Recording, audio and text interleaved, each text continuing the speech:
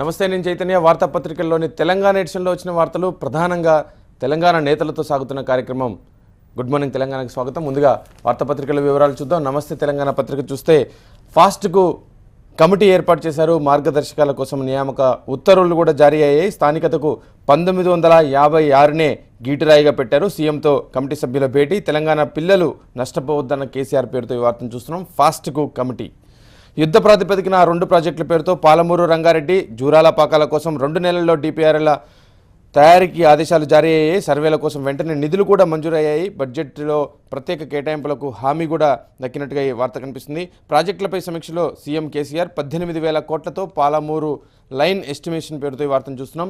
అదేవిధంగా 3 రోజుల్లో పారిశ్రామిక విధానం అంటూ మరొక వార్త. పిరమల్ గ్రూప్ చైర్మన్ అజయ్ భేటీలో సీఎం కేసీఆర్ అంటూ ఈ వార్తను మనం చూస్తున్నాం. ఇక కుటుంబ దందా పేరుతో 3,600 కోట్లు అంటూ ఇది ఏడాది లెక్క అని ఒక ప్రత్యేక కథనం. రోజుకు 1.8 లక్షల లీటర్ల పారుతున్న సారా మద్యం కిక్కులో 8 జిల్లాల్లోని 1,500 గ్రామాలు, నెలకు 300 కోట్లకు పైనే కుటుంబ వ్యాపారం జరుగుతుందనేది ఈ వార్త సారాంశం. సారమ్మ సారా పేరుతో నమస్తే తెలంగాణ ప్రత్యేకంగా ఈ వార్తను ప్రచురించింది. ఇక జూరాలకు కృష్ణమ్మ పేరుతో వేగంగా పెరుగుతున్న ప్రాజెక్టుల నీటి మిట్టం. విద్యుత్ ఉత్పాదన ద్వారా దిగువకు నీటి విడుదల. 2 ఏళ్ల తర్వాత 6 యూనిట్లలో పూర్తి స్థాయి విద్యుత్ ఉత్పత్తి జరుగుతుంది. తొలి వారం రోజుల్లో విద్యుత్ తెలంగాణకే. కర్ణాటక ప్రాజెక్టులకు తగ్గనున్న ఇన్ఫ్లో పేరుతో ఈ వార్తను చూస్తున్నాం. జూరాలకు కృష్ణమ్మ పేరుతో. ఇక కౌన్సిలింగ్లో పాల్గొనవద్దోను విద్యాశాఖ మంత్రి జగదీశ్వర్ రెడ్డి పిలిపిస్తున్నారు. మన అడ్మిషన్లు మనమే నిర్వహించుకుందామని, ఆంధ్ర నోటిఫికేషన్తో మనకు సంబంధం లేదు అంటున్నారు. రాష్ట్ర విద్యార్థులకు మంత్రి జగదీశ్వర్ భరోసా పేరుతో ఈ వార్తను మనం చూస్తున్నాం. 10 కా 20 కా 40 అంటూ సచివాలయంలో ఆంధ్ర కాంట్రాక్టుల హవా అంటూ మరొక వార్త. పెన్నులు పిన్నులు మొదలగు ఫర్నిచర్ దాకా మార్కెట్ రేటుకు రెట్టింపు ధరలతో సరఫరా చేస్తున్నారు. గప్చిప్గా ఆర్థిక శాఖ అధికారులు పర్సంటేజీలు అందడంతోనే గప్చిప్గా ఉన్నారనేది ఈ వార్త సారాంశం. జలసౌధలో మంత్రి హరీష్ ఆకస్మిక తనిఖీలు చేశారు. సమయపాలన పాటించాలని ఆదేశాలు జారీ చేశారు. నిర్లక్ష్యాన్ని సహించబోమని హెచ్చరికలు జారీ చేశారు. పనిచేసే వారిని ప్రోత్సహిస్తామని కూడా ఆయన వెల్లడించినటువంటి వార్తను నమస్తే తెలంగాణ పత్రికలో మనం చూడవచ్చు. ఈనాడు దినపత్రిక చూస్తే అడుగు పడింది పేరుతో ఎంసెట్ కౌన్సిలింగ్పై జారీ అయిన నోటిఫికేషన్. 2 రాష్ట్రాల్లోనూ 7 నుంచి ధృవపత్రాల పరిశీలన ఉంటుంది. వెబ్ ఆప్షన్ల నమోదు తేదీలపై త్వరలో మరో నోటిఫికేషన్ ఇవ్వబోతున్నట్టుగా అడుగు పడింది పేరుతో ఈ వార్తను చూస్తున్నాం. అయితే తెలంగాణ విద్యార్థులు కౌన్సిలింగ్లో పాల్గొనొద్దు అని, సమిష్టి నిర్ణయం కానప్పుడు ఉమ్మడి ప్రవేశాలు ఎలా అవుతాయని చంద్రబాబు మండలి కలిసి నాటకం ఆడుతున్నారని తెలంగాణ విద్యామంత్రి జగదీష్ రెడ్డి చేసినటువంటి ఆరోపణలు కూడా మనకు కనిపిస్తున్నాయి. ఇంకా ఫాస్ట్కి కమిటీ 5 సభ్యులతో ఏర్పాటు చేశారు. తెలంగాణ సర్కారు ఉత్తర్వులు జారీ చేసింది. 1956 నాటికి స్థిరపడిన కుటుంబాల విద్యార్థులకే బోధన రుసుములు ఉండబోతున్నాయి. ధృవీకరణ పత్రాల జారీ బాధ్యత రెవెన్యూ శాఖకు అప్పగించారు. న్యాయ పోరాటం చేస్తామని 1956 స్థానిక ఉత్తర్వులపై ఏపీ ప్రభుత్వం అంటుంది. రాష్ట్రపతి, ప్రధాని, హోంమంత్రికి లేఖలు రాయనున్న చంద్రబాబు పేరుతో వార్తను చూస్తున్నాం. ఏపీ మంత్రులు గంట, రావెల ఇద్దరు కూడా న్యాయ పోరాటం చేస్తామని వెల్లడించిన అంశం మనకు కనిపిస్తుంది.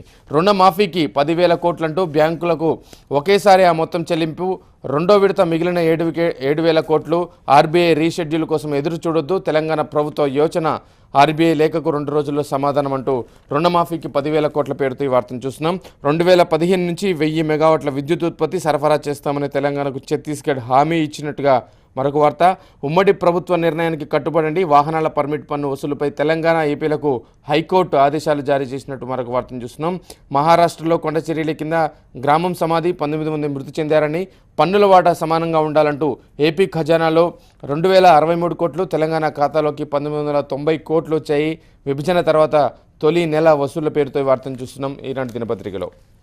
ఇక ఆంధ్రజ్యోతి దినపత్రిక చూస్తే ఎంసెట్ ఫైటింగ్ పేరుతో బ్యానర్ ఐటమ్ కనిపిస్తుంది. అడ్మిషన్లపై ముదిరిన వివాదం, వ్యవస్థల మధ్య యుద్ధం. ఏపీ టీ సర్కారు డి అంటే డి అంటున్నాయని, దేనికదే అన్నట్టు ఇరు రాష్ట్రాలు వ్యవహరిస్తున్నాయి. అదే దారిలో ఉన్నత విద్యామండలి జేఎన్టీయూహెచ్ 1956 అగ్గికి అడ్మిషన్ల ఆజ్యం పోసిందని, నలుగుతున్న విద్యార్థులు, తల్లిదండ్రులు, అడ్మిషన్ల అనిశ్చితి అయోమయం పేరుతో వార్తను మనం చూస్తున్నాం. 1956నే తెలంగాణ సర్కారు ఫైనల్ చేసింది. ఫాస్ట్కి అదే ప్రామాణికమని, రెవెన్యూ ద్వారా ధృవపత్రాలు. ఇప్పటికే చదువుకుంటున్న వారికి కూడా అదే అర్హత ఉంటుంది. విధి విధానాలపై కమిటీ ఏర్పాటు చేశారు. టీ సర్కారు ఉత్తర్వుల పేరుతో ఈ వార్తను చూస్తున్నాం. సర్టిఫికెట్ల పరిశీలనకు నోటిఫికేషన్ జారీ అయింది. 7 నుంచి 23 వరకు షెడ్యూల్ కూడా ప్రకటించారు. పాలిటెక్నిక్లో హెల్ప్ లైన్లు. ఏపీలో 34, తెలంగాణలో 23 ఏర్పాటు చేసినట్టుగా ఈ వార్తను చూస్తున్నాం. అయితే తెలంగాణ విద్యార్థులు హాజరు కావద్దని, మనం అడ్మిషన్లు మనమే చేసుకుందామని జగదీష్ రెడ్డి ప్రకటిస్తే కౌన్సిలింగ్పై వెనక్కి తగ్గమని, ఫాస్ట్ జీవోను ఉపసంహరించండి, విద్యార్థులను భయపడొద్దంటూ కేసీఆర్ నియంత్రణ తలపిస్తున్నారని ఏపీ మంత్రి రావెల కిషోర్ బాబు చేసినటువంటి వ్యాఖ్యలను కూడా ఆంధ్రజ్యోతి దినపత్రిక హైలైట్ చేస్తుంది. ఇక 3 నెలల్లో పెట్టుబడుల ప్రవాహం అంటూ ఆన్లైన్లో దరఖాస్తుల సమర్పణ పరిశీలన కూడా ఉంటుంది. 2 వారాల్లో సింగిల్ విండో అనుమతి ఇస్తామని పిరమిల్ ప్రతినిధులతో కేసీఆర్ చేసినటువంటి వ్యాఖ్యలు మనం చూడవచ్చు. పన్ను పీకొద్దంటూ మార్చి 15 దాకా ఏదో ఒక రాష్ట్రంలో కడితే చాలని జీవో నెంబర్ 43 కట్టుబడి ఉండాలని ఎంట్రీ ట్యాక్స్పై ఉమ్మడి హైకోర్టు స్పష్టీకరణ చేసినట్లుగా వార్తను చూస్తున్నాం. చుండూరు నిందితులకు సుప్రీం నోటీసులంటూ 3 వారాల్లో స్పందించాలని ఆదేశం ఇచ్చింది. హైకోర్టులో పెండింగ్ పిటిషన్ల విచారణపై స్టే విధించినటువంటి వార్త. మహిళలకు ఇసుక ర్యాంపులంటూ తవ్వకాలు అమ్మకాల బాధ్యత వారికి అప్పగిస్తున్నారు మరొక వార్త. అమ్మో నిన్ను చంపేస్తే అంటూ సోనియా ప్రధాని కాకుండా అడ్డుకున్న రాహుల్ పేరుతో 2004లో పదవిని చేపట్టేందుకు సిద్ధపడిన సోనియా ససేమీరా అన్న కుమారుడు అంటూ బయటపెట్టిన నట్వర్ సింగ్ పేరుతో ఈ వార్తను ఆంధ్రజ్యోతి పత్రికలో చూడవచ్చు. ఇక సాక్షి దినపత్రిక చూస్తే జగడమే అంటూ కౌన్సిలింగ్కు నోటిఫికేషన్ జారీ అయింది. ఆంధ్రప్రదేశ్ ప్రభుత్వం జారీ చేస్తే ఇంజనీరింగ్ ప్రవేశాలకు 7 నుంచి ధ్రువపత్రాల పరిశీలన అంటుంటే మేము నిర్వహించుకుంటామని తెలంగాణ ప్రభుత్వం అంటున్న వార్తను జగడమే అనే హెడ్లైన్తో సాక్షిలో రాశారు. ఇక రుణమాఫీపై ముందుకే అంటూ ఒకే విడత బ్యాంకులకు 10,000 కోట్లు చెల్లించేందుకు సిద్ధమైనట్లుగా సాక్షి దినపత్రిక కనిపిస్తుంది. లోకేష్ ఓకే అంటేనే అంటూ ఆంధ్రప్రదేశ్ రాష్ట్రంలో మంత్రులకు ఇసుమంత స్వేచ్ఛ కూడా లేకుండా పోయిందని ఒక వార్త. రుణంపై మహిళా రణం అంటూ డ్వాక్రా రుణాలు రద్దు చేస్తామని అధికారంలోకి వచ్చిన టీ ప్రభుత్వం మోసం చేసిందని రుణంపై మహిళా రుణం పేరుతో ఒక వార్త. అసెంబ్లీలోకి అగంతకులు ఎమ్మెల్యే ప్రవేశ ద్వారా ధ్వంసం చేశానంటూ మరొక వార్తను చూస్తున్నాం. ఇక కొండచర్య కింద ఊరు సమాధైంది, 20 మంది మృతి చెందినట్లుగా మరొక వార్త కనిపిస్తుంటే కట్ ఆఫ్ 1956 నవంబర్ 1 ఫాస్ట్ స్థానిక నిర్ధారణపై టీ సర్కార్ ఉత్తర్వులు జారీ చేసిన అంశాన్ని కూడా సాక్షి దినపత్రికలో వార్తగా చూడవచ్చు.